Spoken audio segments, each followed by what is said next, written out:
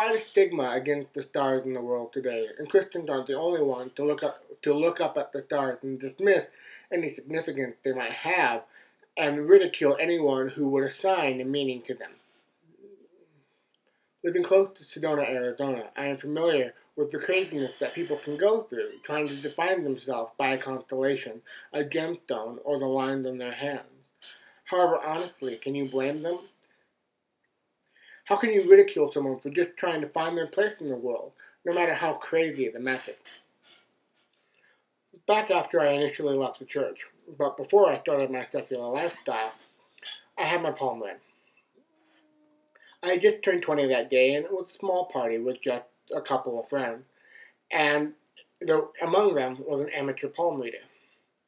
I wanted to know how my life was going to turn out, and I think even the most noblest person would be tempted to take a peek at the final pages if offered the chance. The problem is finding the proper chance, the opportunity to see the future with Yahweh's guidance and blessings. This is where people get turned around when it comes to the stars. We are spiritual beings, designed to seek out spiritual things. So it is no surprise to me at all that the stars would give us a glimpse of the future. Because that's what it is, a glimpse of what had been, what is, and what will be. Just not the story of the individual. It is the story of Yahshua, from the birth of Yahshua to the end of time. It is here that Yahweh reveals the mystery of who He is and what He wants to do. The benefit of astrology is the basic scenario of the devil that he's been pushing all along, changing Yahweh's will to fit your own, to replace Yahweh's scenario with your scenario. Growing up, I have been taught that the stars were very important, and each was a symbol and type of Yahshua. Yahshua was a lion, Yahshua was a scapegoat, Yahshua was the sacrificed lamb. Those I could understand, but how in the world was Yahshua a bull, a crab, or a fish? I'm sure there are a few out there who could give me their interpretations and answers, and many others who haven't given a second thought. Many people have just read the newspaper horoscope and gone on with their lives, regardless of their religious beliefs. However, it is this movement in Christianity I think has it closer than any of the others. The signs of the stars, referred to by the ancients and referred to by me, is called the Mazzaroth. It starts with Virgo the Virgin and ends with Leo the Lion. The scenario reads from the birth of Yahshua to the end of time. However, how do we fill the gaps in order to interpret the other 11 signs? That's easy. The Book of Revelation. Understand, this is where most Christians get caught up in the left behind scenario, in which there is a rapture, 7 years bad luck, and then the reign of Christ for 1,000 years. What makes this scenario different is the complete lack of foresaid scenario. The prophet Joel says, "In the last days I will pour out my spirit upon all flesh." And then Peter stood up in Acts chapter 2 and said that that prophecy by Joel was fulfilled. So when John got the story of Revelation, he got the story from Yahshua's birth to his reign. Yet the sequence of events is mildly put out of order in the book. Virgo is told in chapter 12, while the two witnesses, Gemini, is in chapter 11, while the beast, Taurus, the bull, is mentioned in chapter 13. Leo is in chapter 19, and everything else beyond. The point of this entry is not to tell you the story of the end times. That will come later. Right now we need to look at Psalm 19. The heavens declare the glory of Yahweh. This chapter discusses Yahweh's two witnesses, the story and the stars, verses 1 through 6, and the scriptures, verses 7 through 14. These are the two things He had given us to guide us by which He could tell our futures.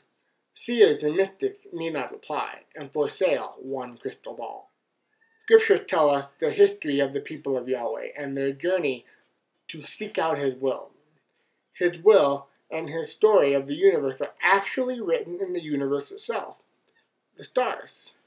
One could look no further than Orion's belt to understand, to honor the Creator, to Babylon is fallen, and beware the mark.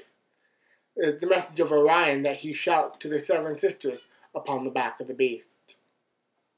You see, destiny comes down to this. You are to reap what you've sown. That is why Yahweh gave us the scriptures, so that we could foretell our own destiny. If I touch a burning stove, I will get burned. If I work hard, I can provide for my family. If I treat others justly, I can in turn then be treated justly. Most of this is common sense. Our future is what we make of it, based on our decisions. So then we should turn our decision-making processes over to Yahweh. But why? Because He laid out for the entire universe to see His plan, His agenda, and how He intends to ensure this gets finished, that the scenario that He has presented will be completed. And He did this in the Mazzaroth. The Mazzaroth is how we know He can be trusted. Nothing is hidden from those who would seek, and nothing is outside of Yahweh's vision. For He sees every possibility and knows how to handle each and every eventuality. That is His guaranteed, signed, sealed, and delivered from the foundation of creation.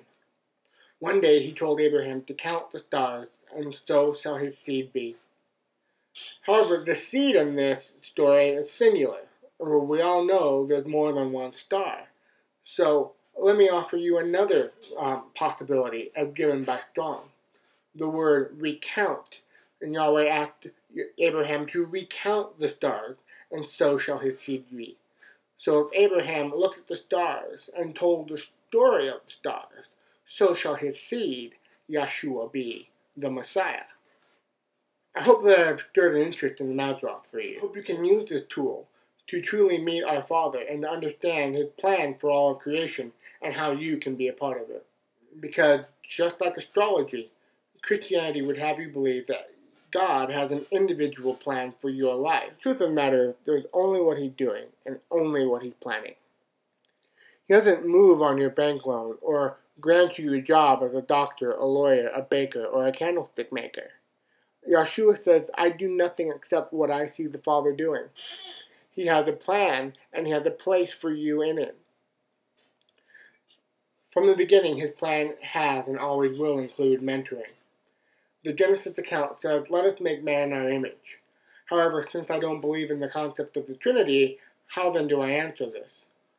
Well, the original text said, the Elohim said, let us create man in our image. Elohim is a word meaning God, yet in the New Testament even Yeshua said, well, aren't we all Elohim? No, this is not some Mormon propaganda. Look up Elohim in the Strong's before next time, and you'll see who our teachers were meant to be, and then we'll learn what Yahweh intended for us to be, mentors of the highest order.